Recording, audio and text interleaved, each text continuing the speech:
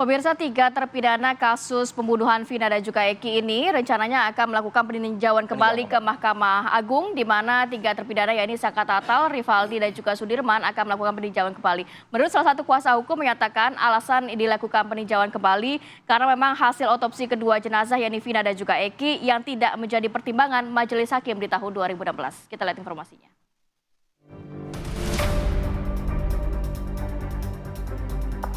Dewan Pimpinan Nasional Perhimpunan Advokat Indonesia (DPN) Peradi menyatakan akan memberikan bantuan hukum kepada salah satu terpidana yakni Sudirman. Hal tersebut usai menerima kedatangan keluarga serta kuasa hukum Sudirman yang mengadukan berbagai kejanggalan kasus tersebut. Salah satu faktor yang menjadi alasan akan diajukannya peninjauan kembali kasus Vina yakni berkenaan dengan hasil otopsi kedua jenazah Eki dan Vina yang tidak menjadi pertimbangan majelis hakim pengadilan. Berdasarkan hasil otopsi diketahui jika kedua korban mengalami luka memar dan lebam. Namun anehnya, dalam dakwaan disebutkan korban mengalami luka tusuk senjata tajam seperti samurai. Permohonan peninjauan kembali perkara kasus pembunuhan Vina dan Eki juga diajukan oleh tim kuasa hukum dari terpidana Rivaldi yang kini sedang menjalani hukuman penjara seumur hidup. Bahkan pengajuan PK rencananya juga akan diajukan mantan narapidana kasus Vina, Saka Tatal, ke Mahkamah Agung. Jika permohonan PK terpidana Rivaldi setelah saksi kunci di persidangan pembunuhan Vina dan Eki yang juga merupakan teman dekat Eki yakni Liga Akbar secara mengejutkan mencabut keterangannya di BAP kepolisian. Mantan narapidana Saka Tatal ajukan PK lantaran yakin dirinya bukan salah satu pelaku pembunuhan Vina dan Eki. Lantas akankah peninjauan kembali kasus kematian Vina yang kini diajukan 3 terpidana dapat merubah posisi mereka? Mengapa jika memang tak merasa terlibat dalam kasus kematian Vina, pengajuan kembali alias PK harus menunggu setelah 8 tahun lamanya? Tim TV One mengabarkan.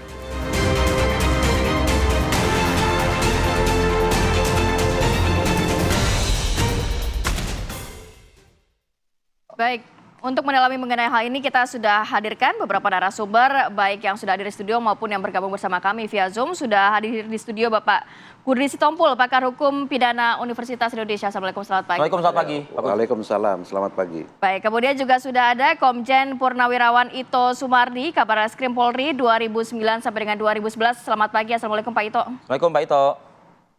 Waalaikumsalam Mas Fadil, Mbak Barati.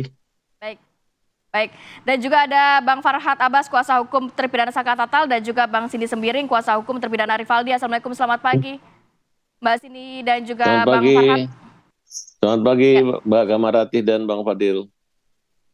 Baik, saya mau ke Mbak Sindi dulu. Mbak Sindi, kalau melihat kan Rivaldi ini rencananya akan melakukan PK begitu ya, dengan mungkin sejumlah novum yang sudah dipersiapkan. Bagaimana saat ini progresnya Mbak? Apa saja yang sudah dipersiapkan untuk PK nantinya? Baik, terima kasih Mbak.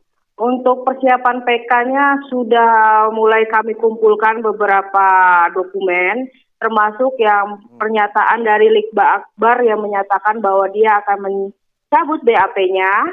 Terus juga kami juga sudah mempersiapkan beberapa dokumen dari pernyataan AF, Dede, dan Pak Rudiana yang perbedaan waktu tersebut.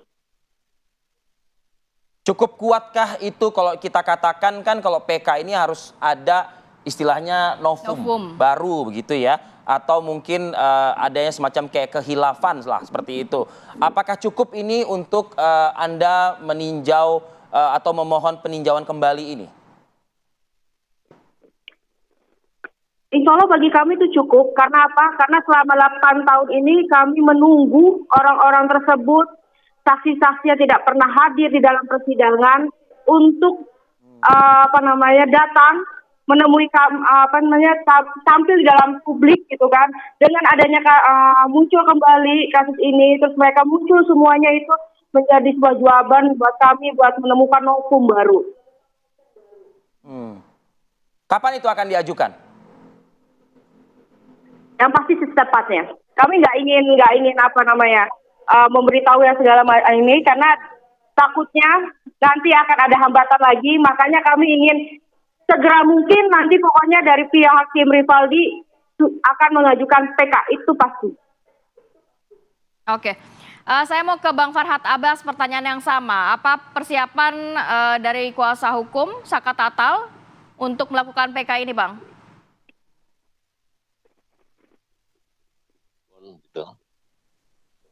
Kami sudah mempelajari semua persoalan yang dihadapi oleh klien kami. Kelemahan saat ini atau kekurangan yang harus kita lengkapi karena sampai saat ini pengacara lama belum memiliki putusan kasasi Saka Tatal. Baru hari ini akan kami minta ke pengadilan untuk minta salinannya, kemudian dalam waktu secepatnya kami akan melakukan pendaftaran untuk mengajukan gugatan peninjauan kembali dengan novum dan beberapa bukti lain selain kita anggap ini merupakan kekhilafan hakim.